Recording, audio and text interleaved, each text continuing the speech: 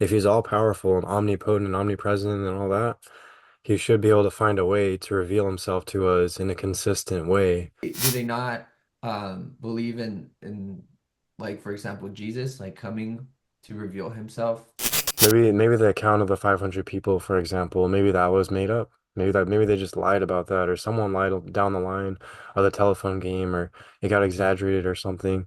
Like at first, maybe it was 5 people, but then it was 10, and then it was 50, and then 100, and so then it's like then they would ask you, well, how do we know we can believe that the letters from Paul or wherever that account was, I can't remember. How do we know we can trust the written, what was written down by human beings? What if they just wrote it, like you said, from their own understanding or from their own perspective, their own beliefs, or perhaps in the translation was misinterpreted. Now there's so many Bibles, it's like which Bible is the right one? Which one has the right translation, the right wording?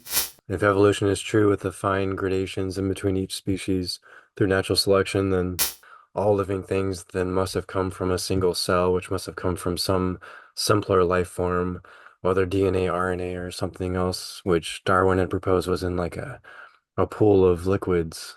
And that means, if that's true, then the unity of nature would make sense because all of life came from non-matter, from things that were not living, which that then came from Earth, which Earth came from space and the Big Bang and all that stuff. It's so hard to consolidate everything, especially when it comes to the existence of God. We're dealing with subjective things that happen to people and then objective truths that we're trying to solve. Hello, everyone, and welcome back to the Out of the Box podcast, where Steele and I, your hosts, get to talk about outside of the box ideas. Today, we will be talking about atheism and the beliefs that surround it, why people believe that there is no God. And we're going to delve a little bit more into that, along with ideas of evolution, how that came to be, and how that sparked the idea of atheism. And at the end, we're going to talk about a little bit of AI and how AI might have an effect on how people believe in the idea of the existence of God or no existence of God. So let's delve into it. Steele, I know you've done a lot of research because you're writing a book right now about whether there is a God or not. And so this book really is delving into consciousness, is delving into metaphysics and a lot of things that sometimes we can't see to try to prove or disprove that there is a God, right? Right, exactly. Yeah. Yeah, trying to present both sides equally and not really trying to take a stance either way, just trying to present it almost in a factual way, I guess you could say. Even though there's gonna be biases no matter what on either side, but just trying to present what both sides think and trying to dive as deep as I can. So it's been Yeah. Yeah, because certainly there is reasons why people don't believe in the existence of God and why people do believe in the existence of God. But delving a little bit more in the understanding of atheistic beliefs, like why people don't believe, can you give us maybe just a beginning refreshment of how this idea develops? Is it emotional? Is it logical? Is it a little bit of both or inconsistencies? What is it that people kind of hold on to? yeah, the interesting thing is um so in a nutshell, from what I've learned reading the different books and watching the different videos and other stuff like that, is both sides will have a different answer. So the atheist side will tend to say that research shows, and they use the word research, and they say research shows that people stop believing in God for intellectual reasons, not for emotional reasons.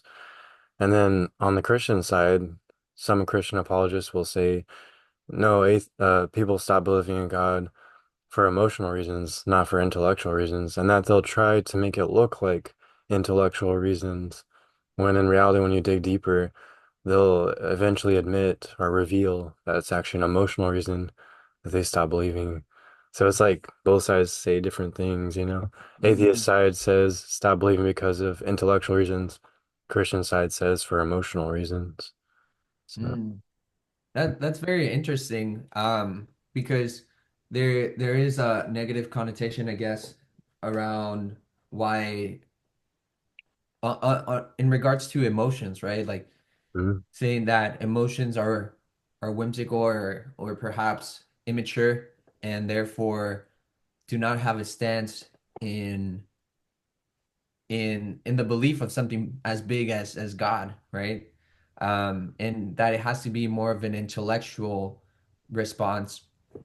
I think I'm just pulling a little bit right now from um from a lot of um sometimes whenever psychologists or counselors talk about making a decision, it has to be both. I've heard it say, I might be wrong, but I've heard it say that it has to be peaceful in your mind and it has to be peaceful in your heart.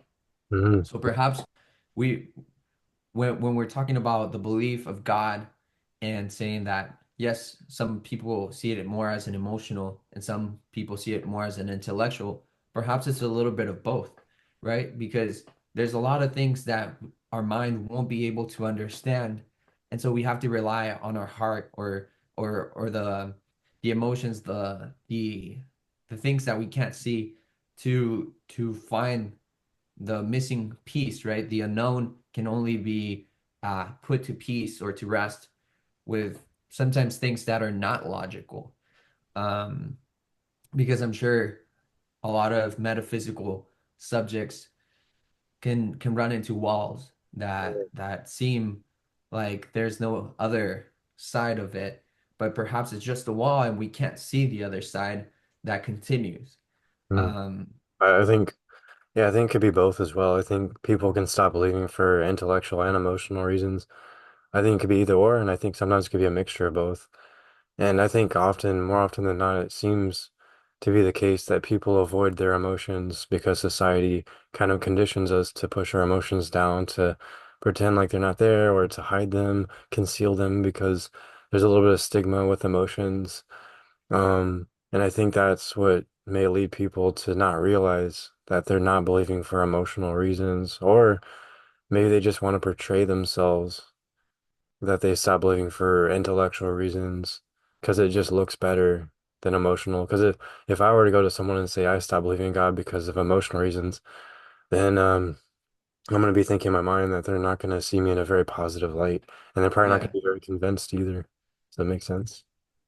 Yeah, and it's understandable. I think that growing up in church, I think I've realized that there is families to no fault of their own that push religion in a very negative way, almost like a fearful way, right? Where if you don't believe in God, you're wrong, or you're going against our family's beliefs or you're going against if you question God or question our religion, then you're wrong. And I think there can be a lot of negativity around that, and that essentially becomes an emotional response, right? A pushback from whoever it is.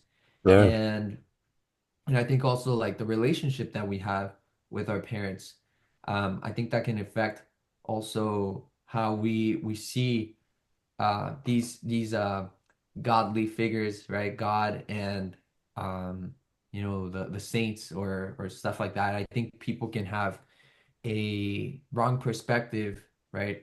Of who God the Father is or something like that yes, because I think it, so. Yeah, right? Like like what because you're we saying. didn't have a good relationship with our father, so now God the Father, we have a hard time seeing them as as a gentle or as a loving Right. uh, That's pretty common figure. too. Yeah, that I've seen that.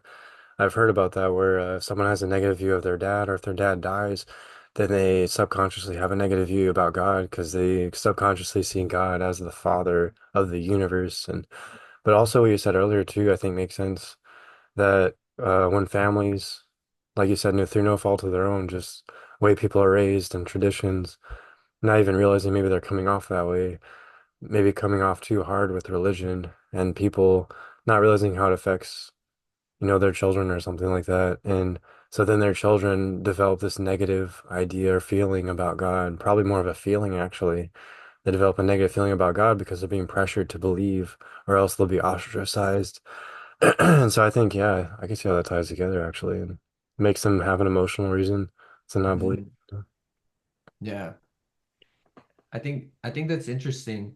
And in terms of more logical reasons, Mm. I know you've researched this a little bit more. What are some logical reasons that people decide to stop believing in God? Yeah, so I'm trying to go down the list, and the first one that comes to mind is something called divine hiddenness. I don't know if you can guess what that means. Like divine hiddenness, like hiding, yeah. Any Okay, ideas? so Any- God is very hidden to the point where you can't find them. Yeah. And so the atheist argument is that because of that, they think God, they argue that God doesn't exist because if he did, if he's all powerful and omnipotent and omnipresent and all that, he should be able to find a way to reveal himself to us in a consistent way. Like that could be measured by us or detected more easily than it is now. And they say that that's why he doesn't exist because like they say, what God would hide from us? What God would not reveal himself if he wants us to believe in him, is the idea. That's interesting. Yeah. Do they not believe in like for example Jesus like coming to reveal himself to humanity? Yeah, they have plenty of arguments against that. So many of them don't believe in the resurrection, for example, right? Like, and they have several arguments. Ones that are really old from way back are the arguments that there's so many different ones. So, like, one of them, we probably mentioned this before, actually, that the disciples were so grief-stricken by their Messiah dying that they hallucinated Jesus after he died and then thought that he was resurrected when it was just all in their head. Or maybe one person saw Jesus or someone that looked similar to Jesus and they were so grief-stricken, their mental health was so in the gutter that they just kind of exaggerated or thought they saw him when they really didn't. And then they spread that around. And the rumors, the telephone game, you know how it goes, it starts Mm, spreading and getting more and more grand and more exaggerated over time. And then the other one is like that someone stole Jesus' body from the tomb and that's why it was missing, not because he was resurrected. And then another one, I'm trying to remember what else. I think there is maybe dreams was another idea they threw around. But they try to think of many reasons. Some of them say that they try to lie about it. But the problem that William Lane Craig pointed out, the Christian apologist, he said that, well, why would the disciples lie about Jesus being resurrected and why would they still continue to proclaim that if they're being tortured and like the upside down cross and all that stuff, they were tortured in horrible ways. No one's gonna, no one's gonna keep lying and be tortured and keep lying. That something doesn't make sense there, you know? yeah. Like there must be a reason why these people are choosing to sacrifice their lives for something that they saw as miraculous as the resurrection or something that struck them really to their core. And so it must be really like moving to the point where they're willing to die for this. Yeah. And in other words, they must really believe it then. Mm, Even if it was a hallucination or a dream, either way, they experienced something. And we don't know. We can argue and debate what it was they experienced, but we know we can maybe at least agree that they certainly believed that he was resurrected at the very least. Yeah. yeah. I think like the interesting part, and I think we've talked about this before, is that it is very hard for a lot of people to hallucinate the same thing at once. Right. And so even if they were on drugs, I think it would be very hard for them to see the same thing whenever, for example, I think when the resurrection happened, it was a lot of other people that saw that. And I think even there's documents of people having seen this Jesus, right, that came back because there was even they call it I think the Emmaus walk. He appeared to two people walking on this journey and so there's accounts of Jesus appearing to different people um that people wrote down. And so for them to hallucinate that in different places and all roughly around the same time, I think it's kind of interesting Right. It's the to question note of that. is it too many coincidences Like, is it too many coincidences happening at once? It's kind of strange. Yeah, Yeah, like how do you explain that? Yeah. I think that sometimes that can be very very abnormal, right? Like we don't see that today, Mm. right? Where people perhaps hallucinate the same thing. Um, Yeah, there's a psychologist talking about that, yeah. In Lee Strobel's book, Case for Christ, how there's no known case where two people hallucinated the same thing in psychology. It's just never happened, you know. hmm, And I think Paul, I don't know if if you know more, I remember hearing that Paul wrote about 500 people seeing Jesus. yeah, yeah, the account, yeah, that's it's pretty crazy. Yeah, and like the reason why people are just converting from from Judaism or from being Jew to Christianity or what they called that the new um path of Jesus. I Mm. think that Christianity didn't quite exist in the term, but until later. But Yeah, they just knew that they were following this Jesus, um, who they thought was the Savior, right? The yeah, Christ. yeah. At the very least, they believed it, or either that, or it's the most elaborate hoax in history, perhaps. I feel like C.S. Lewis said that. I can't remember, but it sounds like something he would say. But you could also argue. I could see like I could think someone could argue is, well, maybe the disciples, like maybe the account of the 500 people, for example, maybe that was made up. Maybe they just lied about that, or someone lied down the line, or the telephone game, or it got exaggerated or something.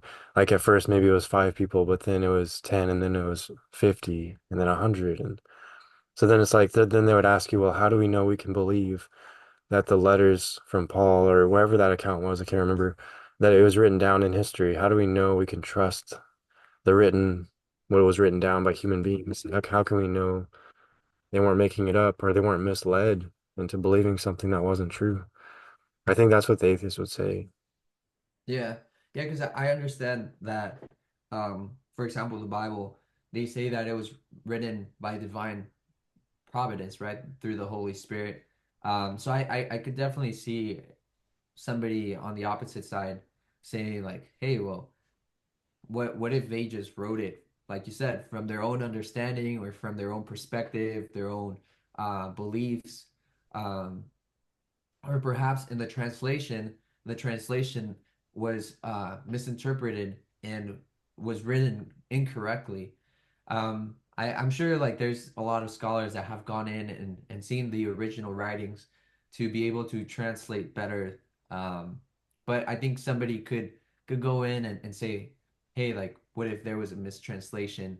Mm. Because why is there so many Bibles? Why is there the King James Bible and the New Oh, Revised Bible, and yeah. now there's so many Bibles. It's like which Bible is the right one? Which one has Oh, the right translation, the right wording?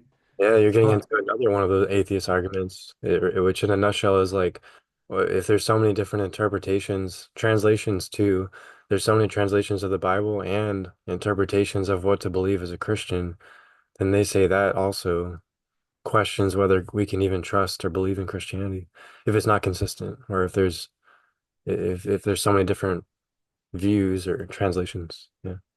yeah, and I think back in, I mean, I guess 1500s when the Catholic Church, I think, was the main one that consolidated almost all these documents, people's writings. I think that essentially they kind of held the interpretation of things, right? And I think nowadays with Christianity we have so many, I guess, different churches that still preach Jesus, right? But there's so many, there's little differences in each one, right?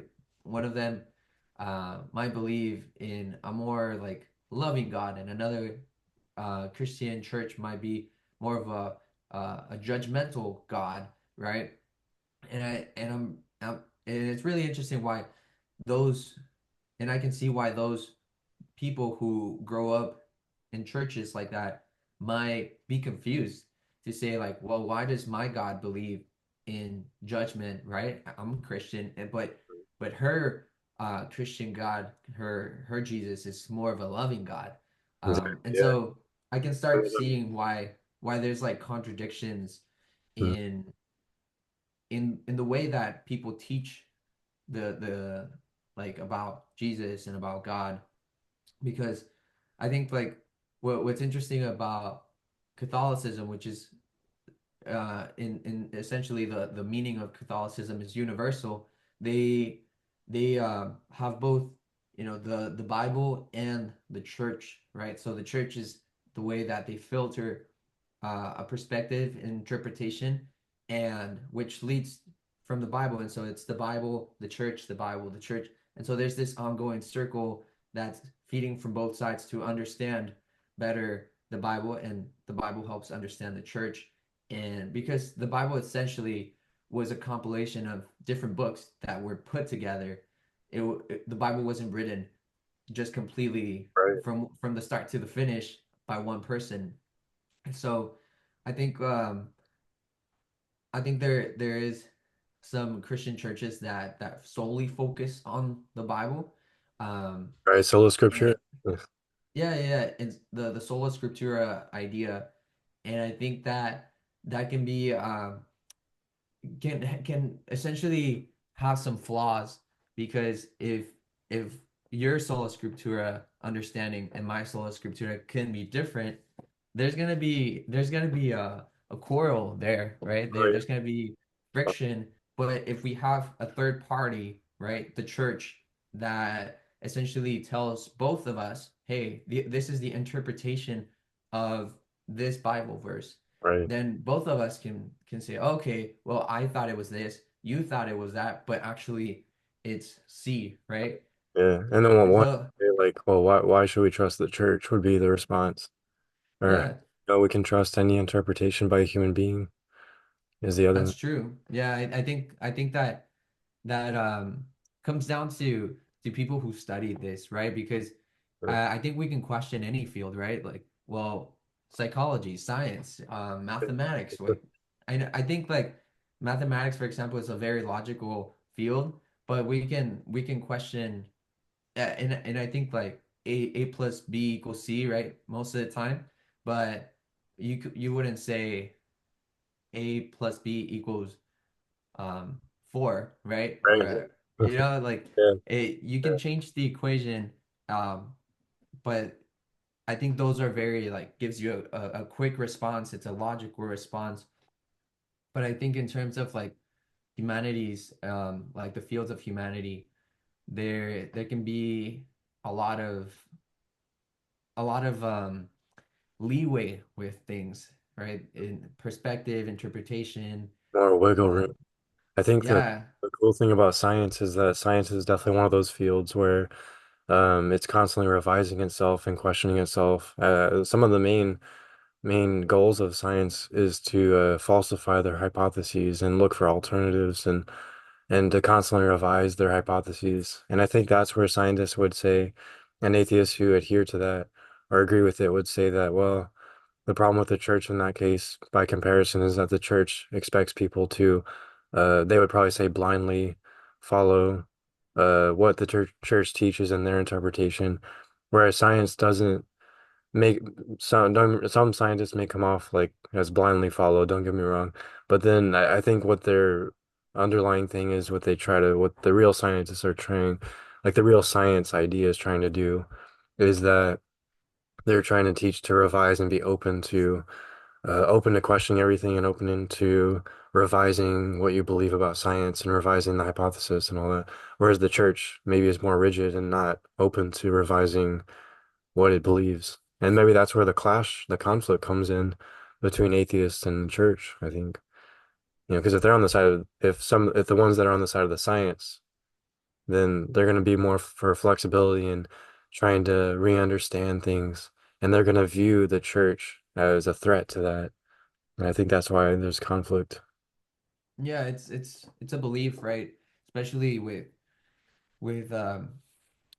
I think we see it in young people and then in elderly people. There's young people tend to be more open-minded, while older generations tend to be a little bit more stuck in their ways. And so I can see how there can be a clash even in families, right? Like trying to understand something, try for example, God or the church. Somebody who is young might be questioning a lot, right? And saying like, why? But how is this possible? Or why is there three gods in one? What does that mean, right? And I think it really takes a scholar to be able to explain that in a more simple way for people to understand.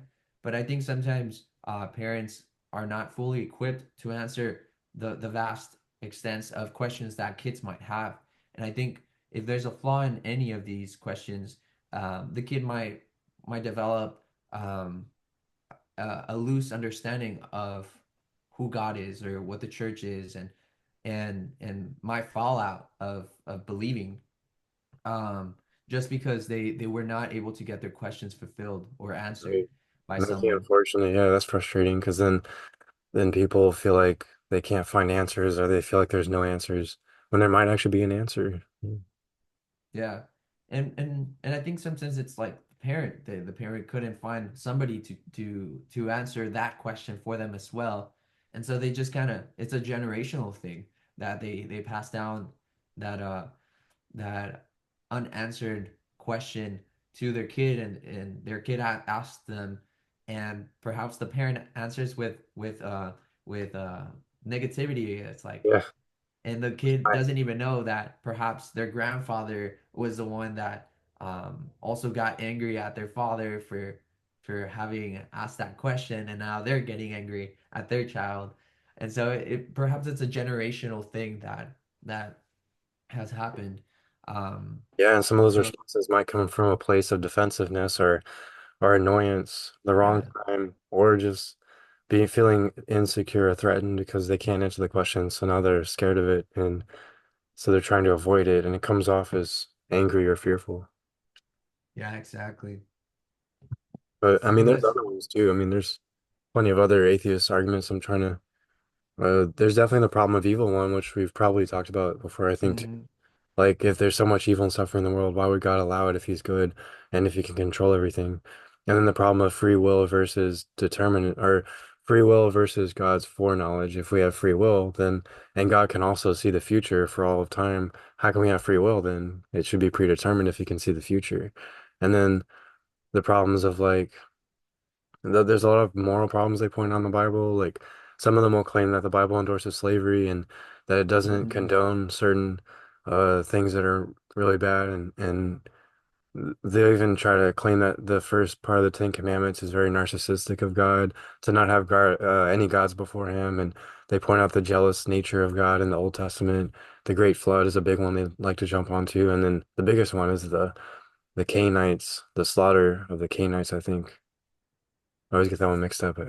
It's something about this group of people in the Old Testament that slaughtered women and children and stuff in the city, yeah, per God's command.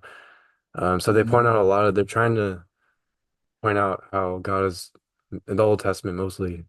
Yeah, I But think that that's definitely um a question to ask yourself too, right? Because the Old Testament does show God in a more fearsome way, right?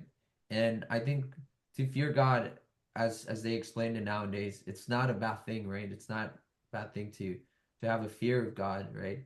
To because perhaps maybe the understanding of fearing God might lead someone to not sin or not commit murder, or perhaps that's the reason why that exists. I think that that there's definitely reasons that I could see why somebody might not believe. Even for example, the Crusades, there was groups of people from the church that would go out and kill, um, and they wholeheartedly believed that they were doing something good by killing these people and fighting for the church.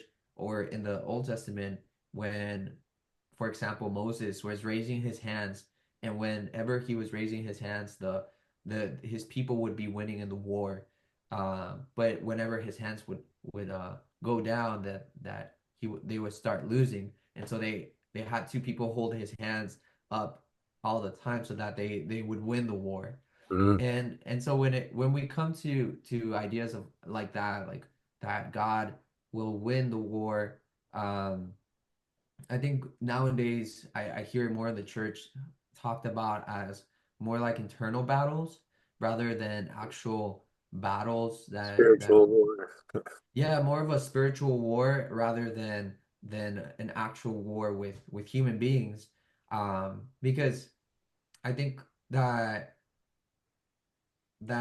for example in that example of Moses, why would the Israelites win over the other nation? And I know the Bible says, well, they were a preferred nation, but why were they preferred over other nations? Right, Were they just that's a question too. more Why were, was were they just more holy, or were they why did God choose them? yeah, exactly. Because if God is the God of the universe, created the universe, why does God only choose to be the God of Abraham and or a God of Jerusalem? You know, like why is he only just in this particular area of the world if he's the creator of everything?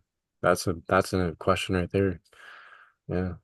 Yeah, I think there can be a lot of questions that for sure don't make sense, right? And can lead somebody to move away from believing in something supernatural.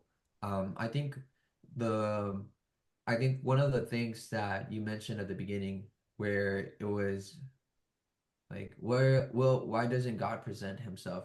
And I think perhaps somebody might not believe in Jesus, but whenever they see a sunrise, or whenever they see like nature, right? Like a whole they go to the Amazons and they see all these creatures and everything that's been created. I think we can realize there's something more there, right? Like that oneness, um, that perhaps we might be able to talk about in evolution, right? Yeah, That I was just thinking that about evolution too. Yeah.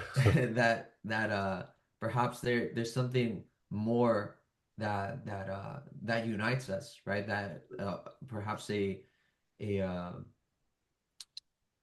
that can sometimes seem supernatural, right? How Right. is it that me as a human can love a can see something beautiful in a tree, or in a sunrise, or in the sky, like have a transcendental experience. Um, Right. Are there things I beyond the material experience? Like, yeah, it's like, are there, is it just the material physical world or is there something more? That's kind of what I'm hearing. Yeah. Yeah, because I think perhaps we've boxed religion, we've boxed these supernatural religion and God into a one fits for all, but perhaps this is just like the tip of the iceberg that we've scratched of God. And perhaps that's why a lot of people have a lot of questions believing in a supernatural being, because we only see the iceberg while there's this vast knowledge that would answer their questions and would answer their understanding. But I think the reason why people still believe in God is not just for an emotional reason, but I think that your your logic can come to a point to realize that there is something more. There is something more out there, and perhaps you were raised in a certain religion, and that's what you follow. But I think we all can come to a realization that there's something more, even in consciousness, right? As you've studied consciousness, we realize that there's a vast understanding that we're still trying to figure out, but of how our brain works, or do we have a soul? Do we not have a soul? Do what happens after we die? Like all these questions begin to rally up, um, perhaps more of a path of understanding something supernatural, because I can see how questioning God, like religion, and questioning the church, um, which are which are perhaps things that have been organized throughout time, can be flawed, right? Because of Right. human creation. Human But fallibility. Yeah. yeah, the we don't have all knowledge of everything, And so that's why perhaps there's some flaws in some things, but we can't help but realize that creation ourselves, like even our biology, or when we look at nature, that there's a divine design or traces of creation or a creator, perhaps of that first cell that was created and created all these other animals. Everything can begin to seem like there's unity amongst creation, and I think that can either drive somebody to evolution, um and perhaps the idea that we're all interconnected by this greater thing, this greater force, this greater power, this greater God. So what do you think about that, Steele? Yeah, I think that makes sense because from the evolutionist side, some of them could argue that if evolution is true with the fine gradations in between each species through natural selection, then it would make sense that it would follow that all living things then must have come from a single cell, which must have come from some simpler life form, whether DNA, RNA, or something else, which Darwin had proposed was in like a pool of liquids that mixed together somehow and created the RNA or DNA to then form the cell. And he didn't use DNA, RNA because he didn't know about that back then, but yeah, he proposed that a pool of water in some strange land formed the first single-celled organisms, which led to through fine gradations over millions of years to everything we have now. And that means, if that's true, then the unity of nature would make sense because all of life came from non-matter, from things that were not living, which that then came from Earth, which Earth came from space and the Big Bang and all that stuff. And then on the Christian side, our people who believe in God, like you were saying, there's unity there as well. Because if we believe in God, we could say that we all came from God. So we all came from the same place too. There's just a different, there's definitely still some differences. And it's interesting because some Christians do believe in evolution. Some Catholics actually, surprisingly more, I've heard more Catholics, bishops, and I think even the Pope believe in evolution than other Christians. And some of them propose, they call themselves, they call it like deistic or theistic evolution. The idea that God, uh, basically started evolution, like he triggered the process and then it went on from there, or maybe he guided it, or every now and again he intervened in evolution. And then there's some people who believe that evolution cannot mix with Christianity and that it's either you believe in evolution or Christianity. You can't have both. Yeah, Yeah. that that's so interesting. I think this drives me to think like so many things, because I think like when we think about life forms and how in the Bible, for example, Adam and Eve were sentenced out of the garden, right? The garden that it talks about, and they're sentenced to work and have to toil the soil so that they can get food out of it.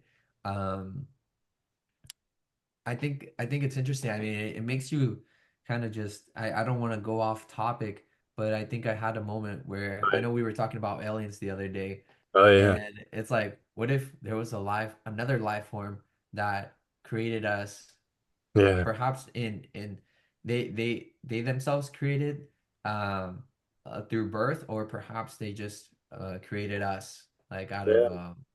uh like, what do they call it today?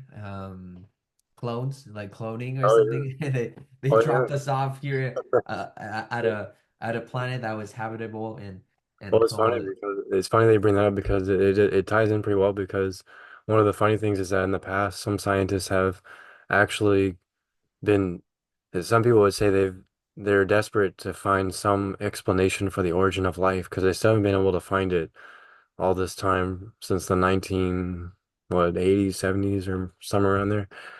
And so they were proposing since they couldn't explain how life originated, came to be on Earth, then they proposed that, well, maybe an alien life form triggered it and brought it to Earth, or an asteroid with cells or life forms on it came to Earth and then started life on Earth because they can't find any current, like, either reasons or evidence to show how life or like came to be on Earth, how it started.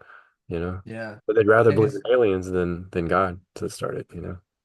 I guess, yeah, I think it makes you wonder because even there's been different situations where there's been cosmic events on Earth. I think we if we read the Bible, there's the Noah's Ark, right? And then there's also we know that dinosaurs existed at some point, and the idea is that they got destroyed because there was a big meteor that hit the Earth, and that caused like a vast annihilation of different species, and that only certain species, they say, were able to survive this.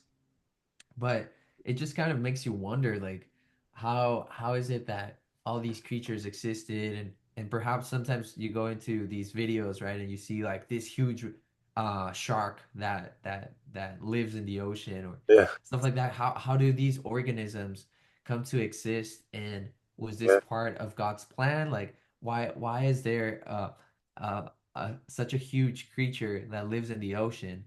And why doesn't it live on Earth, right? Yeah. Or was it one of the ones that survived this mass Oh, explosion? yeah. Or Or why did yeah, God create mosquitoes and like parasites and all that?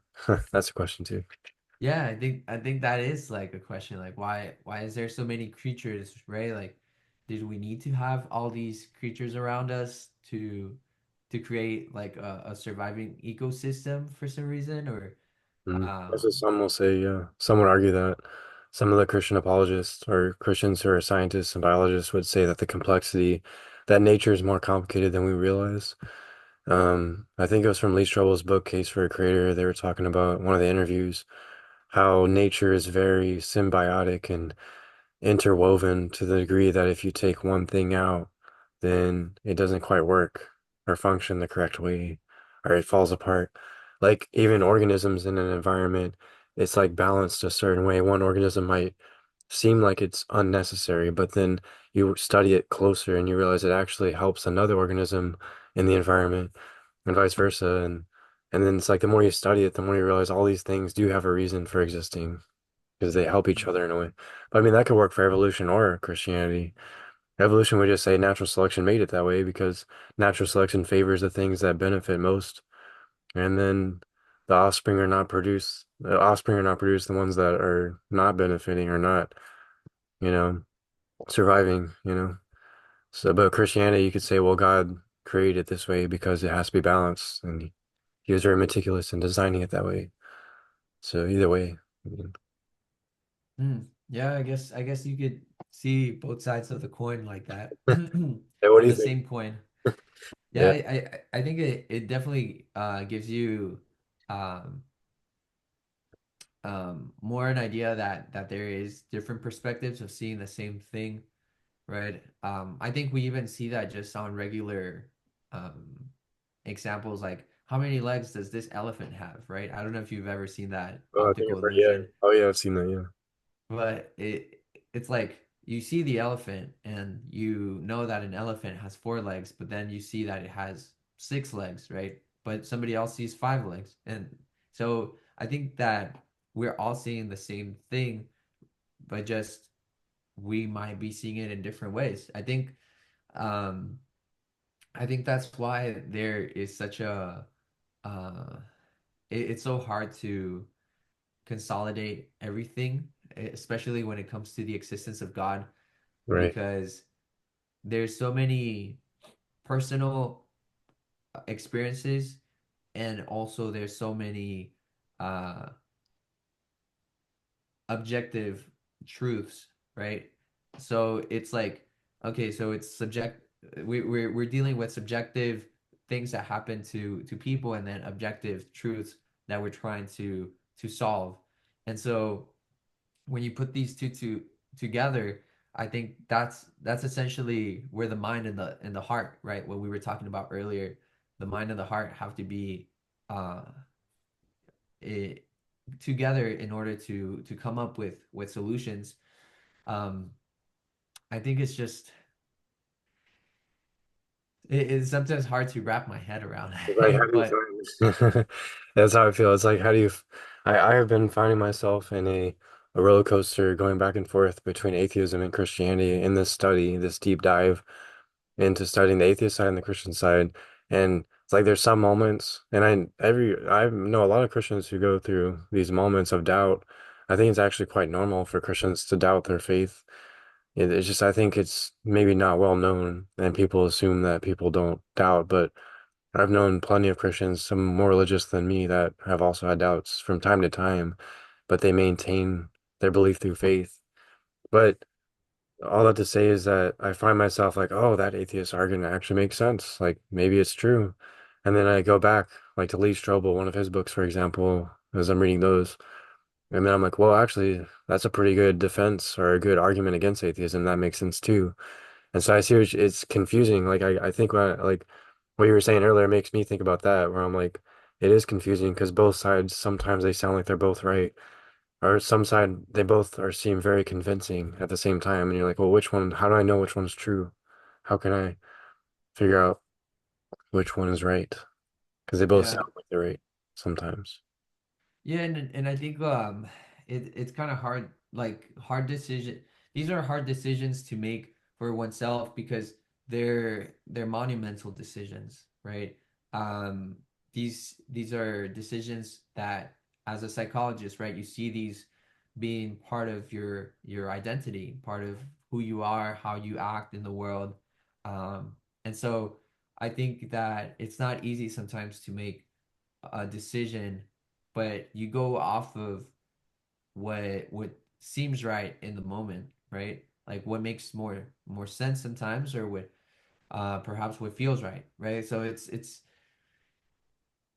a combination of a lot of things, right? Some people move through the world through a more emotional side, more some people more a logical side, but it's uh it's hard to come I can see how it can be hard for some people to come to a conclusion of of whether they should believe in God or not believe in God. There's so much Because information. yeah, there's so much information, there's so many layers to it that you would really have to sit down and study these different things. And perhaps that's the ignorance, right? Like the ignorance that can be blissful because of what if there is a God or if there isn't, I'm just gonna be a good person, right? Like maybe somebody could come to that conclusion Pascal's way. because Yeah. yeah, because it's like, well, there's so much that I need to study in order to actually come to a conclusion, but I am busy with my life trying to survive and trying to like pay my bills, trying to take care of my family.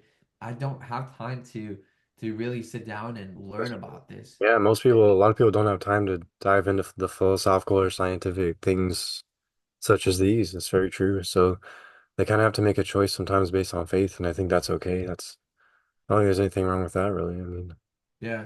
And I think the interesting thing is transitioning over to AI throughout the the the earth, right? The history of earth, we've been able to have more people study this because there has been technology that has taken care of other jobs, right? So people have essentially have a need to be purposeful to the world, and perhaps some people don't, but the main idea of humanity is that we work on something and provide that value onto others, right?